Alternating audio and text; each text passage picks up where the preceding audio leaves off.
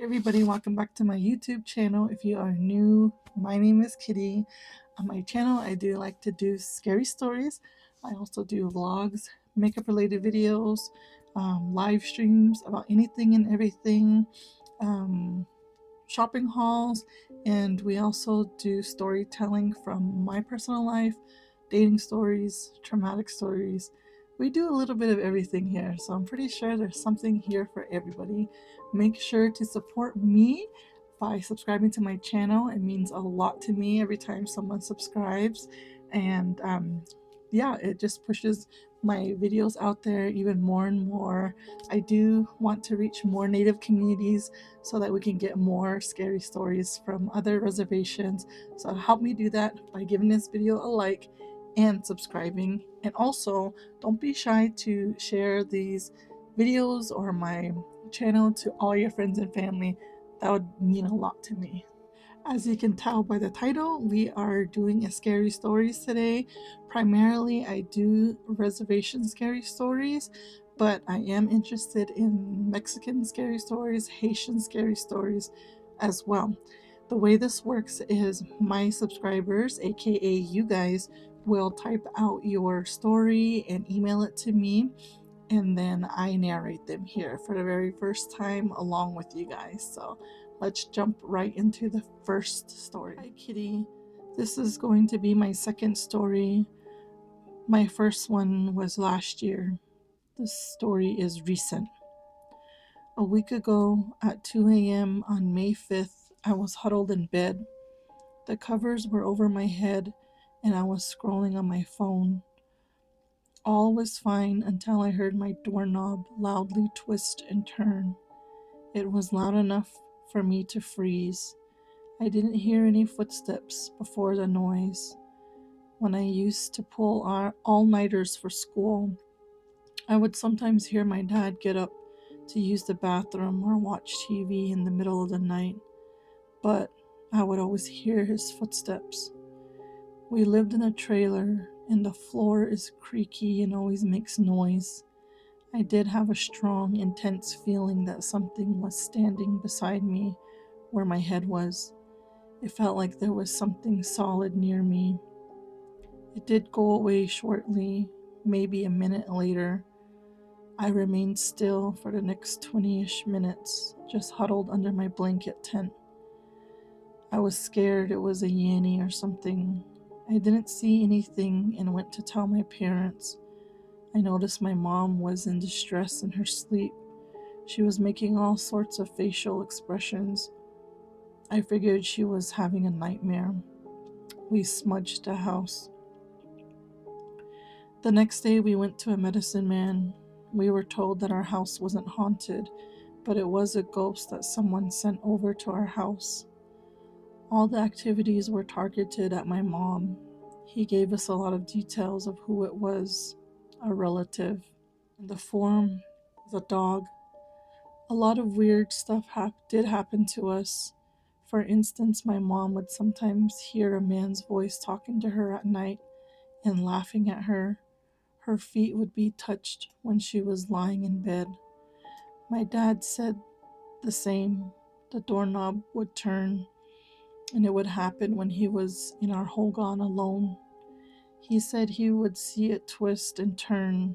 When he checked, there would be no one on the other side of the door. A common thing that would happen is that we would see or hear a car pull up to our house, only for it to vanish when we opened the door. We could see its headlights and everything flash into our windows as it pulled into our driveway, and then nothing would be there.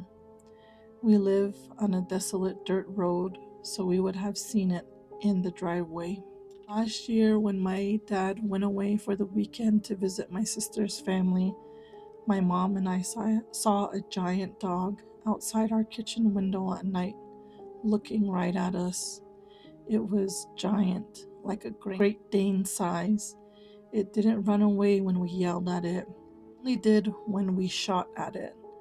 It was the largest dog I've seen, and it scared me.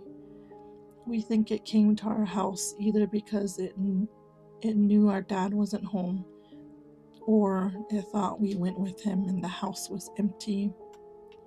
After the whole ordeal, I started to think that whatever it was looking for my mom. My door is the first one in the hallway, right by the front door. And whatever it was, it didn't stay in my room long. The same relative who did witchcraft on my mom did it to my mom's sister, which is my aunt. She would also see ghosts at her house. The most recent was during this month. She saw a little girl, toddler age, wander onto her property. My aunt and cousin called out to her, "Are you lost? Where's your mom?" But they got no response.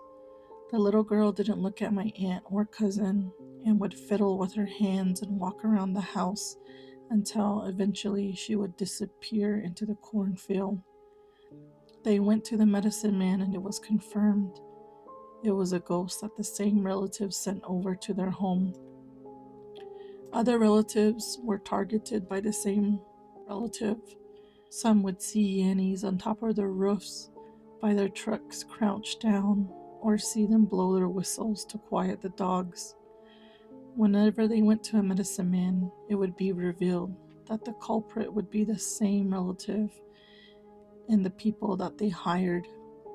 Before I learned it was that relative targeting us, I would have dreams of me running away from their house while being chased by dogs. It was almost reoccurring, and I would wake up with cold sweats. I didn't realize it was like a premonition or a warning. Nothing has happened since we visited the medicine man, and I hope it stays that way. Take care, kitty. I always binge watch your videos when I'm drawing or doing homework. I hope you and your family have a wonderful day and stay safe. Wow, that's creepy. Why is it always gotta be the relative though? That's what I'm like. I think people who do bad medicine, they just are just cold-hearted people that don't care about the consequences, that because you know this stuff is going to come back to you. So you either don't care or you're so full of hatred and jealousy that you are willing to risk doing stuff to other people. I don't know. I don't get it. I really don't get it, but I'm glad you guys are okay. Thank you for sharing your story. Let's get into the next one. Hi, Kitty. I absolutely love your scary stories on YouTube. The story is about an unidentified flying object. I do believe in aliens, but never did I ever think I would see one with my own eyes. Something out of this world. I was home alone with my boys. It was in the middle of the afternoon. I have a nice deck that faces the north. I decided to go outside and enjoy the sunshine and beautiful weather. Of course, my boys followed me and were kind of milling about.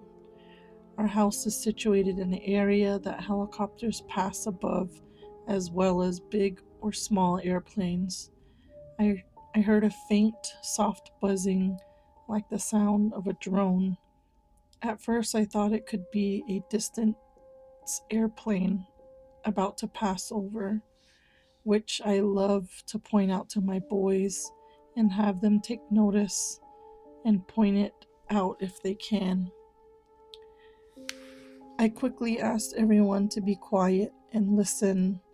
Not even a minute passed as I started looking up to see if I could spot whatever was flying over. There wasn't a cloud in the sky, and I quickly spotted a silver sphere heading north. It moved right above us and shot out of range just north of us. It happened so fast. Soon as my head looked up and followed the sphere, it was gone. About 2 seconds. It was maybe 50 to 100 feet above the ground as it flew, about the same diameter as a tire. The only noise it made was a soft buzzing noise as it moved through the air. I shooed everyone back into the house and just thought, what did I just see? I do live in a small reservoir and sometimes wonder if that was its destination. I'm not too sure about the conspiracy, but I've heard that a large body of water can be a portal. If anyone has seen these silver spheres and which aliens pilot them, I would love to know, or maybe not. Either way, crazy stuff. I appreciate the time and energy you put in for us to enjoy your videos. XOXO. Thank you. That's creepy. I have never seen a UFO. Um, I don't know. Sometimes I creep myself out because I deal with anxiety myself, and I feel like if I was to see one, I would just freak the heck out to where I don't know. I might just like need a brown bag, and I don't know. I think I don't want to see one, but they do have stories on the res. I don't know if I ever told one here. I kind of think I did, but a long time ago, when my older sisters were in high school, they were out partying and doing naughty stuff. They went out to Takalai Lake, which is a man-made lake in our area, and there were a bunch of them, a bunch of her and her friends, classmates, and they were all out there partying. She was telling me that out of nowhere, it's so early in the morning, super early in the morning, it's just pitch black out. There's no, it's out in the boonies, so there's the lake, and then there's some trees around the lake, but that's pretty much it. But it's just pitch black. And I guess, it was early in the morning, and out of nowhere, she said they saw like lights in the sky, and they freaked out because it was obvious that they were UFOs, they weren't planes. And then she said out of nowhere, it just made a big, like a, it just made like a big light beam, like, and when that light went off, she said you could, it lit up everything, and it was kind of almost like daytime, you know how like the sun is out, like that, but it was from a light. She said you could see everything, and then it just shut off, and then it got pitch black again, and that thing just was gone. And she said everybody that was there was freaking out, and they were just like, you know. And she said people were so scared to where some of the girls that were Christians, go figure, they're out there partying, but people that know how to pray. And she said they were freaking out, and they just like were crying, and they were like praying because they were so scared. But after that, they never went back out there to party no more. So I don't know if I shared this story on my channel before, but that's the only one that I've heard of from my family. So if you guys have some from the reses, let me know. I'd be interested to hear some more, or if someone shared one with me. Someone shared with me last year when we were in Flagstaff. I can't remember his name. I could see him, and he made jewelry. He made it was a money clip, and there was a little alien with the UFO, and it was sterling silver. It was really cool. And I asked him like what made him, and he told me his whole story. I should have recorded him, but I didn't. Stupid me. I didn't even think to record, or that would have been a cool story because it was really detailed. If you're watching this, send your story in because that was a good one. That was a really, really good one. Hello, Kitty. I would like to share one of many experiences I've had with skinwalkers on the Navajo Nation. This story was taking place while I was on my way home to Ganado with my 2-month-old son in Delcon back in May. It was a pretty warm evening when I left from Flagstaff. It was only me and my 2-month-old at the time. I know there are Navajo taboos about having a newborn out at night, but I had no choice. I rushed around, running errands, and tried to leave before the sun went down. But as time flies, and with the newborn, we left a little later than we should have. We started the long drive through Loop and Bird Springs. As we passed an intersection between Bird Springs and Dalcon, that long stretch of road, as far as I know, is filled with many sightings of skinwalkers. It was dark, and I started getting this bad feeling in my stomach, like a twisting knot. I just had this feeling I was going to see something. So I drove a few miles, and a curve was coming up. The car started to lose power as I approached the curve, and then it regained power. I called my husband, who was following us, but was like 4 miles behind us. As I tried calling, I had no service, and then my son let out a scream, a cry I've never heard before. So, with me trying to calm him down while the car was losing power, I started to freak out and took out an arrowhead from my son's diaper bag. I placed it on top of him, and as I did that while looking at the road, I seen this figure of a man standing on the side of the road. Once that figure came into the light, the car literally shut off on its own. I kid you not. It happened so fast, but the figure standing there had a coyote skin hanging off of him, and his face was painted white and black with red streaks. His eyes were bright yellow, staring directly at me. I thought to myself, now is not the time to freak out. Stay calm, restart the car, and go.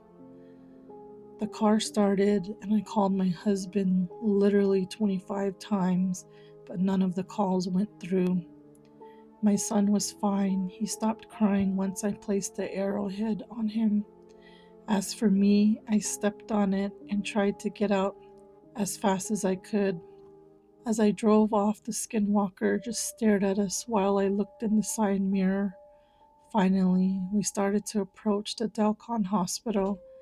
I was able to get service to call my husband and asked him if he's seen anything on the road behind us.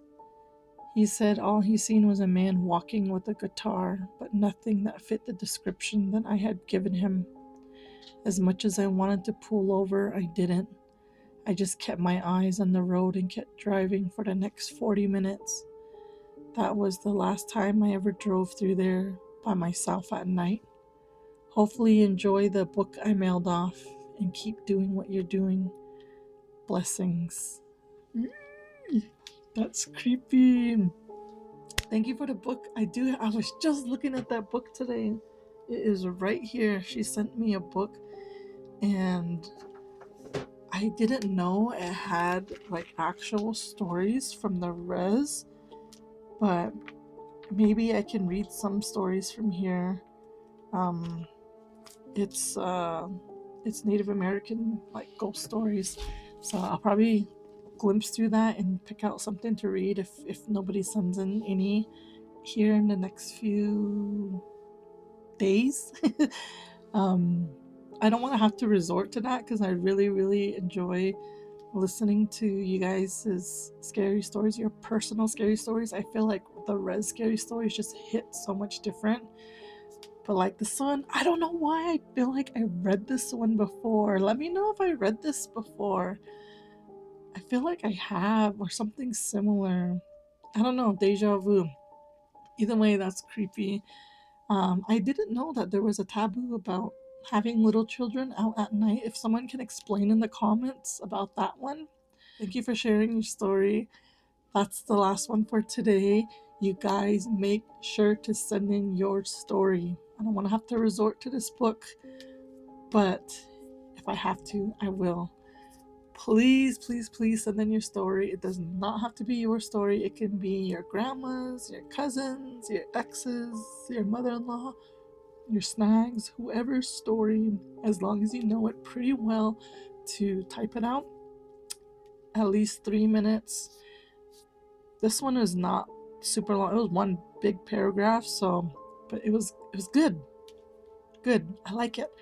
I encourage you guys to send in more stories so that we can keep these videos going. My goal is to get 2 videos out a week. It's not going to be a scary stories all the time, but I'm going to try my best to get at least one scary story video out per week. And in order for me to do that, I need scary stories. And I am already looking at my email right now, and I need more scary stories. We are running low. So email them, whatwouldkittydo12@gmail.com. And thank you guys for hanging out with me. Make sure to give this video a big thumbs up. Make sure to subscribe. And make sure to send this video out to all your people who you think will enjoy my type of content. We'll see you in the next one. Bye!